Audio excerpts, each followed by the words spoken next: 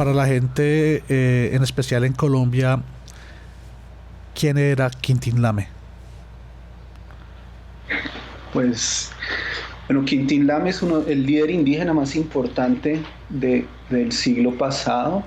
Es como el que inició la lucha por la recuperación de las tierras y la identidad indígena, digamos que a principio del siglo pasado estaba como eh, estaban como muy subyugados, toda la gente los trataba muy mal, casi eran como, no tenían derechos a- de ningún tipo. Entonces él, desde una visión de su cultura, desde toda su cosmovisión, aprende todas las leyes occidentales y empieza como todo un proceso de defensa de los derechos indígenas y de recuperación de tierras también, y como que sienta las bases, digamos, de lo que es la lucha indígena hasta este momento.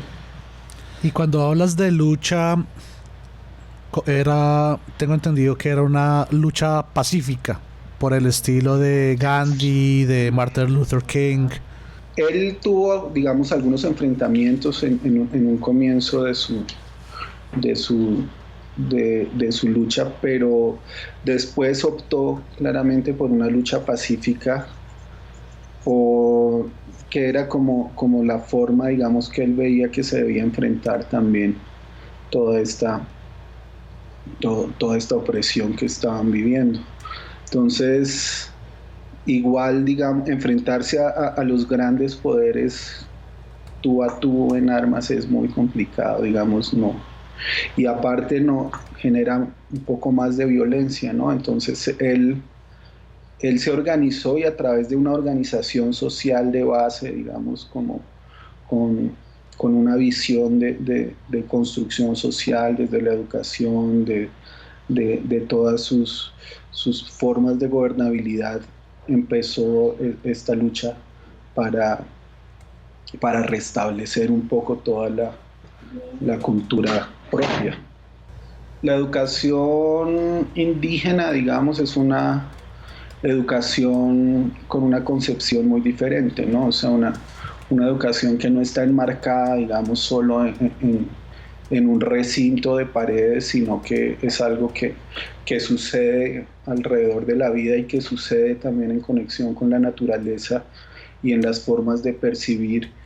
Y es una educación que se da desde la comunidad también, una educación comunitaria donde, donde los chicos aprenden, digamos, lo que le va a hacer bien, no solo a ellos mismos, sino a toda su comunidad, a la naturaleza y en general al entorno y al universo, podríamos decir. Entonces, como los planteamientos de la educación indígena son unos planteamientos que, que en muchos puntos difieren de la educación tradicional. Por supuesto que los pueblos indígenas, una de las tareas, digamos, que tienen es tener una autonomía educativa, también una autonomía aparte en muchos otros aspectos, pero en la educación también, tener una educación propia, acorde con todos sus usos y costumbres y con todo lo que ellos piensan que es la existencia y de cómo se debe vivir. Entonces Quintín Lame, por supuesto, estaba intentando un tipo de educación que fuera acorde con su forma de ver el mundo.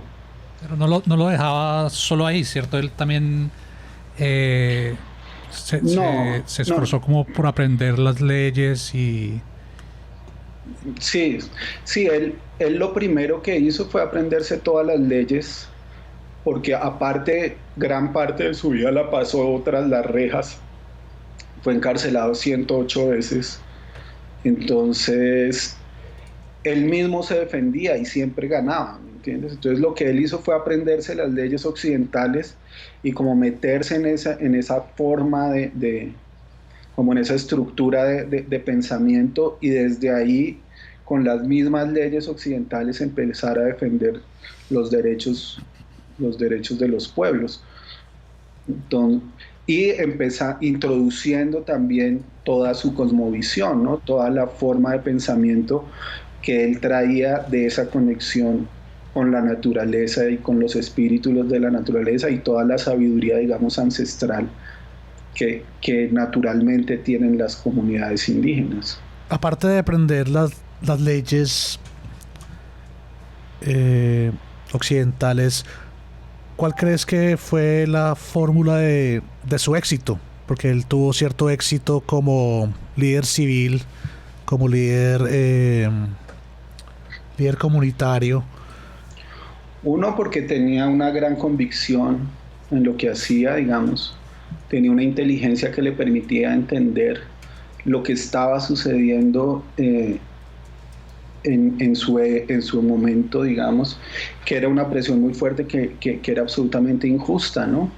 Esa visión, digamos, de entender la injusticia y de entenderla como una realidad que le están sucediendo a los pueblos, hace que cuando él saque este pensamiento, digamos, y empiece a generar su movimiento, tenga un apoyo muy grande de todas las comunidades, en principio del Cauca y después pues como de Colombia, porque estaba luchando por algo que era justo, ¿no? Y justo para sus comunidades. Entonces su mensaje, digamos, tuvo una gran recepción en la base de los pueblos, y los indígenas que en un momento estaban con tanto miedo, digamos, y tan oprimidos, entendieron que se puede luchar por sus derechos y que era momento de hacerlo porque lo que estaban viviendo era una injusticia. Entonces, él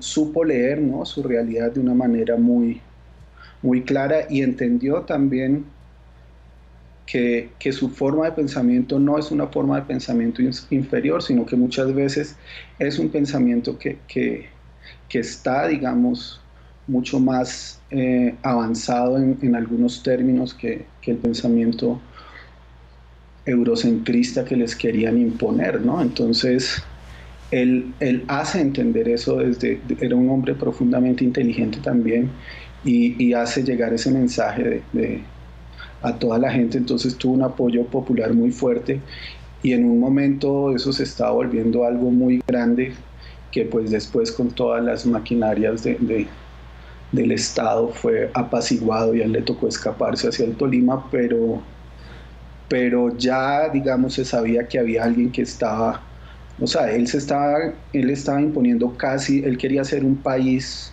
autónomo casi con las comunidades indígenas aparte de Colombia. O sea, había alguien, ¿no?, que estaba enfrentando toda la forma de visión del mundo que tenía, que estaba siendo impuesta a la fuerza hacia ellos, y había alguien que se estaba levantando en contra de todo eso, y lo estaba haciendo pues con éxito, y moviendo mucha gente y tomándose pueblos y muchas cosas más.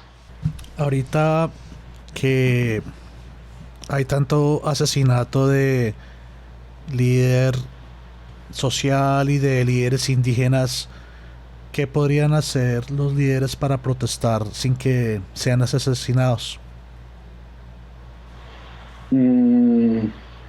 Pues eso es algo muy complejo, ¿no? Porque, digamos, las personas que asesinan a los líderes son organizaciones sobre las que no se tiene control, por supuesto.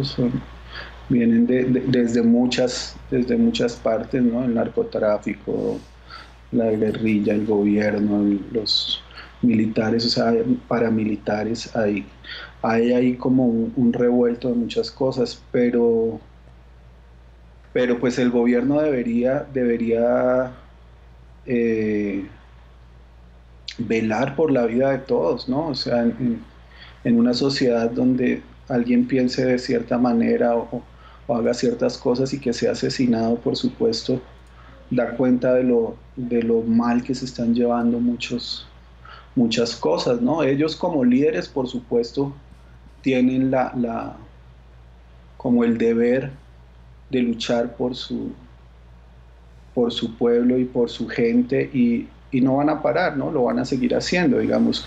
Tampoco pueden dejarse amedrentar y parar toda esa lucha, pero pues debería haber alguna acción que lograra frenar, ¿no? Eso que es tan triste, pues el asesinato de tantos líderes, todos sociales, no solo indígenas, todo el ambientalistas también. Sí, ambientalistas, de todo, ¿no? Todo el que se oponga, digamos, a un sistema de desarrollo económico o que esté trabando los intereses de unos pocos que solo quieren conseguir dinero, pues son callados a la fuerza. Eso es absolutamente demencial, ¿no? Y no sé. ¿Qué crees que haría Quintín Lame hoy en día con lo que se enfrentan los líderes sociales? ¿Qué crees que haría él? No, yo creo que lucharía también de todas maneras, intentando unir a su gente y a través de las leyes, a través de todos los mecanismos posibles, ¿no? Intentar buscar un cambio. Digamos, esos cambios que de todas maneras, de cierta manera, el espíritu de Quintín está presente, ¿no?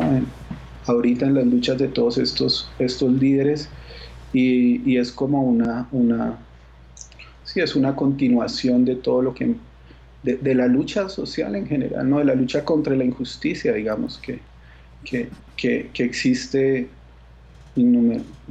desde tiempos pues inmemoriales. Entonces yo creo que pues por supuesto él no pararía de luchar, ¿no? La gente que lidera, digamos, este tipo de movimientos son personas que son absolutamente